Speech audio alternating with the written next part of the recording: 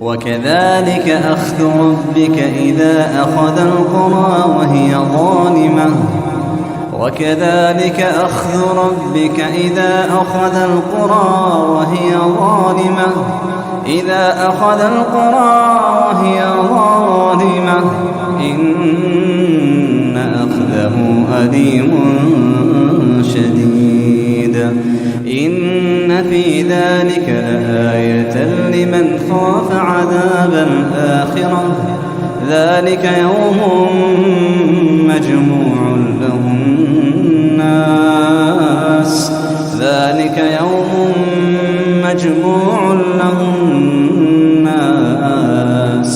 وذلك يوم